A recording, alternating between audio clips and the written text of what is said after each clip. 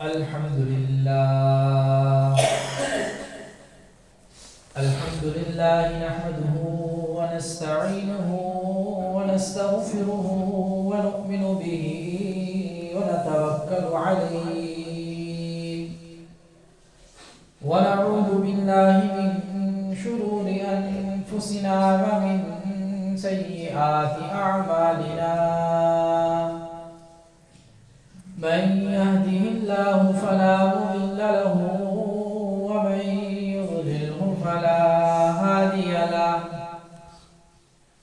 ونشهد أن لا إله إلا الله وحده لا شريك له ونشهد أن سيدنا وسندنا ومولانا محمدا عبده ورسوله صلى الله تبارك وتعالى عليه وعلى آله وأصحابه وبارك وسلم تسليما كثيرا كثيرا. أما بعد فأعوذ بالله من الشيطان الرجيم. بسم الله الرحمن الرحيم. يا بني آدم قد أنزلنا عليكم لباسا يواري سوآتكم وريشا ولباس التقوى ذلك خير. آمنت بالله صدق الله مولانا العظيم وبلغنا رسوله النبي الكريم ونحن على ذلك لمن الشاهدين والشاكرين والحمد لله رب العالمين. تمام تعریفیں رب کائنات کے لیے جس نے اس کا خالق عالم کو وجود بخشا. درود و سلام جناب نبی کریم صلی اللہ علیہ وسلم پر جنہوں نے اس دنیا میں آ کر حق کا بول بالا کیا. سامعین محترم، گزشتہ جمعے دو باتیں ذکر کی تھی. ایک بات تو یہ تھی کہ یہ جو ہمارے ذہنوں میں بات آ جاتی ہے کہ بہت سارے ایسے کام ہیں جس میں شریعت نے انسان کو مکمل طور پر چھوٹ دی ہوئی ہے، وہ الگ ہیں، اور بہت سارے ایسے کام ہیں جن پہ شریعت نے ہمیں پابند کیا ہوا ہے. اس میں بھی ہم یہ سوچتے ہیں کہ اس میں شریعت کا عمل دخل نہیں ہے. جیسے لباس ہے کہ اگر کسی کو کہا جائے کہ یہ لباس جو آپ نے پہنا ہے یہ درست نہیں ہے تو وہ کہتا ہے کہ یہ شریعت بیچ میں کہاں سے آگے لباس کے اندر. یہ تو ہر علاقے کے حساب سے، موسم کے حساب سے انسان پہنتا ہے، اپنی سہولت کے اعتبار سے جیسا اسے اچھا لگے ویسا وہ پہنتا ہے. اس حوالے سے گفتگو ہوئی تھی. پھر دوسرا یہ جو شیطان نے ہمارے دل کے اندر ایک بات ڈال دی کہ شریعت کا تعلق تو باطن کے ساتھ ہے، ظاہر کے ساتھ نہیں ہے. کہ روح کے ساتھ ہے اس کا تعلق باطن کے ساتھ ہے، دل کے ساتھ ہے، ظاہر کے ساتھ شریعت کا کوئی تعلق نہیں ہے. اس حوالے سے گفتگو ہوئی تھی کہ لباس کے اعتبار سے بھی اللہ رب العزت نے خود اور جناب نبی کریم صلی اللہ علیہ وسلم کی اپنی تعلیمات دی ہیں کہ لباس کیسا ہونا چاہیے. لباس کے اندر بھی ہم مکمل طور پر آزاد نہیں ہیں، اس میں بھی کچھ حدود و قیود موجود ہے. اور جہاں تک بات ہے کہ شریعت کا تعلق باطن کے ساتھ ہے، ظاہر کے ساتھ نہیں ہے، یہ بات بھی غلط ہے. وَذَرُوا ظَاهِرَ الْإِثْمِ وَبَاطِنَهُ کہ اپنے آپ کو ظاہری طور پر بھی اور باطنی طور پر بھی گناہوں سے پاک رکھو. ظاہری بات ظاہر کے ساتھ تعلق ہے. اور یہ بات بھی ذکر کی تھی کہ ظاہر وہی چیز ہوتی ہے جو اندر چل رہی ہوتی ہے، اس کا اظہار سامنے آ جاتا ہے. جیسے ایک پھل ہے، مثال دیجیے کہ پھل ہے وہ اندر سے اگر گندا ہے تو اس کے چھلکے کے اوپر اس کی گندگی کے آثار نظر آ جائیں گے کہ انسان کہے گا کہ تو گندا ہے تو وہ نہیں خریدے گا. تو سامنے بھی وہی چیز آتی ہے جو اندر ہوتی ہے، جو اندر چل رہا ہوتا ہے وہی سامنے آتا ہے۔ تو شریعت کا تعلق ظاہر کے ساتھ بھی ہے اور شریعت کا تعلق باطن کے ساتھ بھی ہے۔ اگلی بات، اب اپنے اصل موضوع کی طرف، کہ لباس کا جو معاملہ ہے، قرآن کے اندر اللہ رب العزت نے ارشاد فرمایا یا بنی آدم قد انزلنا علیکم لباسا یواری سوآتکم وریشا ولباس التقوی ذالک خیر۔ کہ اللہ رب العزت نے جو انسانوں کے لیے لباس اتارا ہے وہ یہ ہے کہ وہ انسان کے ایسے اعضاء جن کو انسان ظاہر کرنے میں شرم محسوس کرتا ہے ان کو چھپائے۔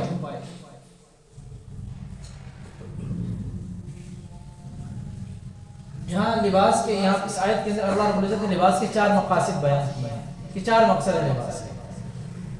ان میں پہلا مقصد کہ انسان کے وہ اعضاء جن کو انسان ظاہر کرنے سے شرم محسوس کرتا ہے ان اعضاء کو چھپانا، یہ لباس کا پہلا مقصد ہے۔ اور اس کی حدود و قیود کیا ہیں؟ مرد کے لیے اس کی جو حدود ہیں وہ ناف سے لے کر گھٹنوں تک، کہ وہ انسان اس کو ظاہر نہیں کر سکتا، اور عورتوں کے لیے یہ ہے کہ وہ ان کی ہتھیلیاں، چہرہ اور پاؤں جو ہے ان کو عورتیں جو ہیں وہ ظاہر کر سکتی ہیں، اس کے علاوہ وہ اپنے جسم کا کوئی حصہ ظاہر نہیں کر سکتی۔ یہ ایسی چیزیں ہیں جن کو ظاہر کرنے میں انسان شرم محسوس کرتا ہے، یا وہ یہ چاہتا ہے کہ وہ کسی دوسرے کے سامنے نہ کھلے۔ اس کو سطر کہتے ہیں۔ مرد کا سطر ناف سے لے کر گھٹنوں تک، اور عورت کا پورا جسم سطر میں ہی آتا ہے، اس کے ہاتھ اور چہرے کے علاوہ، یہ سطر میں شامل ہے۔ اب لباس کا اصل مقصد ان اعضاء کو چھپانا ہے، جو بنیادی مقصد ہے لباس کا۔ ایک دن پورا جسم ڈھانپتے ہیں، قمیض بھی پہنی ہے، شلوار بھی پہنی ہے، پورا جسم ڈھانپا ہوا ہے ہمارا۔ مردوں کی بات کرو، ایک یہ کہ گھٹنوں سے ناف تک، یہ تو لازم ہے۔ تو لباس کا جو اصل مقصد ہے، جو لازم مقصد ہے لباس کا، وہ ناف سے لے کر گھٹنوں تک کے لباس کو چھپانا ہے۔ یہ اس کا پہلا بنیادی مقصد ہے۔ اور یہ جو اعضاء ہیں، جسم کے جو حصے ہیں، یہ مرد کے سامنے بھی ظاہر نہیں کر سکتا، اور عورت کے سامنے بھی ظاہر نہیں کر سکتی۔ یہ بات یاد رکھنا، مرد کے سامنے بھی ظاہر نہیں کر سکتا، اور عورت اپنا سطر کسی دوسری عورت کے سامنے بھی ظاہر نہیں کر سکتی۔ یہ جائے گی ایک عورت مرد کے سامنے اپنے ان اعضاء کو ظاہر کرے، یا مرد عورت کے سامنے اپنے ان اعضاء کو ظاہر کرے۔ یہ تو بہت دور کی بات ہے نا، کہ عورت مرد کے سامنے ظاہر کر دے یا مرد عورت کے سامنے ظاہر کر دے۔ شریعت نے تو یہاں تک پابندی لگائی ہے کہ مرد کے سامنے بھی ظاہر نہیں کر سکتا۔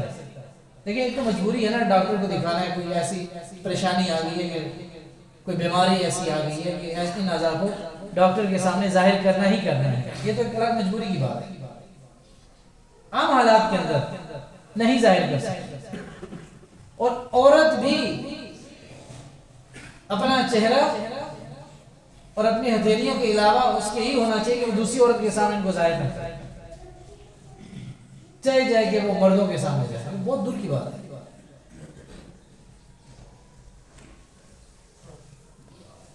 یہ بہت ضروری ہے۔ ایک تو یہ بنیادی مقصد پہلا میں نے آپ کے سامنے بیان کیا کہ لباس کا بنیادی مقصد یہ ہے۔ اب ان بنیادی مقصد کے لیے لباس کو جو استعمال کیا جاتا ہے، اس کے اندر جو خرابیاں پیدا ہوتی ہیں وہ 3 طرح کی ہیں۔ خرابیاں 3 طرح کی ہیں۔ پہلی خرابی کیا ہے؟ پہلی خرابی ہے کہ لباس ہی ایسا کم پہنا جائے کہ اعضاء ظاہر ہو جائیں۔ جیسے ہم مردوں کے اندر عموماً یہ ہوتا ہے، اور مسجد کے اندر بھی نماز کی حالت کے اندر یہ ہوتا ہے، وہ چھوٹی چھوٹی شرٹیں پہنی ہوتی ہیں، اور پینٹ کو جتنا نیچے کر کے باندھ سکتے ہیں اتنا نیچے باندھتے ہیں، اور اس میں جب وہ رکوع کے اندر جاتے ہیں، سجدے کے اندر جاتے ہیں، سارا سطر کھل جاتا ہے۔ اب لباس کا جو اصل مقصد اور بنیادی مقصد تھا فوت ہو گیا۔ وہ تو مقصد یہ تھا کہ ان اعضاء کو چھپائے رکھے۔ یہ اتنا بےہودہ فیشن اللہ ہی جانے کہاں سے نکلا کہ وہ جتنا نیچے ہو سکتا ہے پینٹ کو باندھتے ہیں، بس ایک ہلکا سا جھٹکے کی دیر ہوتی ہے کہ وہ اتر جائے۔ ایسا بےہودہ قسم کا فیشن۔ اللہ رب العزت نے حیا کو ایمان کا جز قرار دیا ہے۔ الحیاء شعبۃ من الایمان۔ اللہ رب العزت نے جہاں پہ ایمان کے شعبوں کو ذکر کیا، ان شعبوں کو عمومی طور پہ ذکر کیا ہے۔ الایمان بضع و سبعون او بضع و ستون شعبہ۔ ایمان کے اتنے اتنے درجے ہیں۔ فافضلها قول لا الہ الا اللہ، کہ سب سے جو افضل ہے اس کو بیان کیا کہ لا الہ الا اللہ ہے۔ وادناها اماطۃ الاذى عن الطریق، اور سب سے کم درجے کو بیان کیا کہ راستے میں کسی تکلیف دہ چیز کا ہٹا دینا۔ کسی کو ذکر نہیں کیا کہ فلاں ہے فلاں ہے فلاں، یہ سارے ایمان کے حصے ہیں، یہ اتنے ہیں، نہیں ذکر کیا۔ لیکن حیا کو الگ سے ذکر کیا کہ الحیاء شعبۃ من الایمان۔ یاد رکھنا کہ حیا ایمان کے حصوں میں سے ایک حصہ ہے، ایمان کے شعبوں میں سے ایک شعبہ حیا ہے۔ یہ انتہائی بےہودگی کی بات ہے کہ اس طریقے سے انسان عام حالات کے اندر رہے اور پھر نماز کی حالت کے اندر یہ معاملہ رہے تو اور زیادہ بےہودہ قسم کا ہے۔ پوری نماز کے اندر وہ بیچارہ شرٹ کو کھینچ کھینچ کے نیچے کر رہا ہوتا ہے، پینٹ اپنی جگہ پہ ہے، اس کو نہیں اوپر کرے گا۔ تو لباس کا اصل مقصد یہ ہے کہ وہ اس سطر کو چھپائے۔ یہ پہلی چیز یہ ہے کہ لباس اتنا چھوٹا ہو کہ سطر ظاہر ہو جائے۔ یہ مقصد فوت ہو گیا لباس کا، گویا کہ اس نے لباس پہنا ہی نہیں، کیونکہ جب اصل مقصد اس کا سطر کا چھپانا ہے، بنیادی مقصد اس کا سطر کا چھپانا ہے، تو بنیادی مقصد ہی فوت ہو گیا، تو لباس کہاں سے رہا؟ دوسرا اس کے اندر جو لباس کے اندر خرابی ہے، بنیادی مقاصد کے اندر جو شامل ہوتی ہے، وہ یہ ہے کہ لباس کا بہت باریک پہلو، باریک لباس، اتنا باریک کہ سطر ظاہر ہے۔ اور یہ خرابی اللہ رب العزت سب کی حفاظت فرمائے، عورتوں کے اندر ہر درجے کی۔ وہ گویا کہ لباس پہنے ہوئے ہی ننگی ہیں، اور آپ علیہ السلام کی حدیث کا مفہوم ہے کہ وقت ایسا آئے گا کہ عورتیں لباس پہنے میں ننگی ہیں، جو ایسے ہی ہے، اتنا باریک لباس کہ اندر سے جسم کی رنگت تک نظر آ رہی ہوتی ہے، کیا رنگت ہے۔ وہ تو پھر بہت دور کا ایک سٹیج چلی جاتی ہے نا، جہاں پہ بازو بھی ننگے ہیں، پیٹ بھی ننگا ہے، کمر بھی ننگی ہے، ٹانگیں بھی ننگی ہیں، سر بھی ننگا ہے، وہ تو ایک الگ چیز چلی جاتی ہے۔ یہ اچھے خاصے دیندار گھرانوں کی بات کر رہا ہوں، ان عورتوں کے لباس کی جو دیندار ہیں، جن کو معاشرے میں لوگ دیندار سمجھتے ہیں، پورا لباس پہنا ہوتا ہے لیکن اتنا باریک ہوتا ہے کہ وہ اصل مقصد فوت ہو جاتا ہے۔ ایک دکان پہ ہم راجہ بازار، ایک پرانی بات ہے، کافی پہلے بھی شاید یہ واقعہ آپ کو سنایا، کہ ایک عورت بیٹھی ہوئی تھی، اس سے شلوار کا کپڑا لے لیا دکاندار سے، تو اس کو کہہ لیا وہی کالے رنگ کا کپڑا دکھا دو۔ اس نے ایک کپڑا دکھایا، اس نے دیکھا سارا نہیں پسند آیا، دوسرا دکھا دو، وہ دوسرا دکھایا، وہ بھی اس کو پسند نہیں آیا، اس کہا جی نہیں کوئی اور دکھاؤ۔ اب وہ دکھاتا ہے، آخر میں پھر دکاندار کہتے ہیں جی جو چیز آپ مانگ رہے ہیں وہ میرے پاس نہیں۔ بعد اس نے بتایا کہ باریک کپڑا مانگ رہا، کہ اتنا باریک جس سے کم از کم جسم تو نظر آئے۔ تو علماء کرام یہ فرماتے ہیں کہ جب حالات ایسے ہو جاتے ہیں کہ اپنی سطر تک کی حفاظت انسان نہ کر سکے، تو پھر اللہ رب العزت بد امنی کو مسلط کرتے ہیں، سکون اللہ رب العزت چھین لیتے ہیں۔ اور یہ دو بیماری آج ہمارے معاشرے میں ہر درجے کی،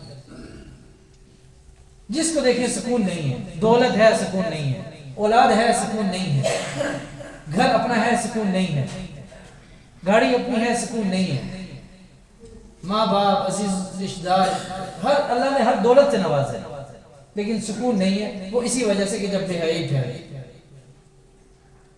اور یہ اپنے گھروں کے اندر ایسے لباس پہ پابندی لگائیں اگر آپ چاہتے ہیں کہ آپ پرسکون زندگی گزاریں. میں اپنے گھر کے اندر دیکھوں میرے گھر کی کیا حالت ہے, آپ لوگ اپنے گھر کے اندر دیکھیں کیا حالت ہے. یہ ہماری اجتماعی ذمہ داری ہے کہ اپنے گھروں کے اندر دیکھیں ہماری عورتیں کیسا, یہ ذمہ داری ہے ہماری, کیونکہ آخرت میں پوچھ ہوگی. بھائی ہے, بیٹا ہے, باپ ہے, شوہر ہے, یہ چار ذمہ دار ہیں. باپ کی حیثیت سے, بھائی کی حیثیت سے, بیٹے کی حیثیت سے, شوہر کی حیثیت سے پوچھ ہوگی کیا ہو رہا تھا تمہارے گھر کے اندر, کیا کیا. دوسری خرابی جو لباس کے اندر لباس پہنتے ہوئے ہو رہی ہے وہ یہ ہے کہ انتہائی باریک لباس. اور تیسری خرابی جو لباس کے اندر ہے, پہلی خرابی انتہائی چھوٹا کہ لباس کا مقصد فوت ہو گیا. دوسری خرابی اتنا باریک کہ اس سے بھی لباس کا مقصد فوت ہو گیا, سب نظر آ رہا ہے اندر کیا ہو گیا. اور تیسری خرابی جو بڑی خرابی ہے لباس کے اندر وہ لباس کا چست ہونا ہے. اتنا ٹائٹ لباس پہنا ہوا ہے کہ جسم کے سارے نشے و افراز ظاہر ہو رہے ہیں. لباس کا مقصد تو یہ تھا کہ ان اعضاء کو چھپائے رکھیں, یہ ظاہر نہ ہو کسی کے اوپر. لباس کا مقصد یہ تھا کہ ظاہر نہ ہو کسی کے اوپر, لیکن اتنا چست لباس پہن لیا, اتنا ٹائٹ لباس پہن لیا کہ پتہ نہیں اندر گھستی کیسے ہیں یہ تو سمجھ نہیں آتی, اس کے اندر گھس کیسے جاتی ہیں. اور اب یہ بیماری مردوں میں بھی آ گئی ہے. اب درجیوں کے پاس جا کے پوچھو فٹنگ والا, جی ذرا فٹنگ والا. خدا کا واسطہ ہے, اللہ نے ہمارے معاشرے کو بڑا باحیا بنایا. تو یہ جو فٹنگ والا لباس ہے اس سے تو سارے اعضاء ظاہر ہو گئے. اب وہ لباس کا جو بنیادی مقصد تھا کہ سطر چھپا رہے, وہ مقصد تو فوت ہو گیا, مقصد فوت ہو گیا. تو یہ ساری جو لباس کی خرابیاں ہیں, بنیادی 3 خرابیاں, ان خرابیوں سے جان چھڑانا بہت لازم ہے. یہ اگرچہ اتنا ہی ہو کیوں نہ ہو جتنا آپ کا سطر ہے.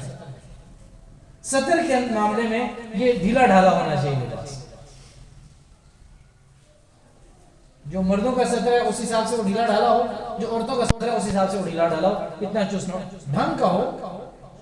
یہ بھی نہیں کہ بہت ہی کھلا ہو کہ پتہ چلے 2 بندے اور اس کے اندر داخل ہو سکتے ہیں. ڈھنگ کا ہو, لیکن اتنا چست نہ ہو, اتنا باریک نہ ہو, اتنا ہو کہ کم از کم انسان اپنا سطر چھپا سکے, بہت لازم ہے. دوبارہ پہلی چیز جو لباس کی ہے کہ لباس اتنا ہو کہ سطر چھپا رہے, بنیادی مقصد اس کا ہے.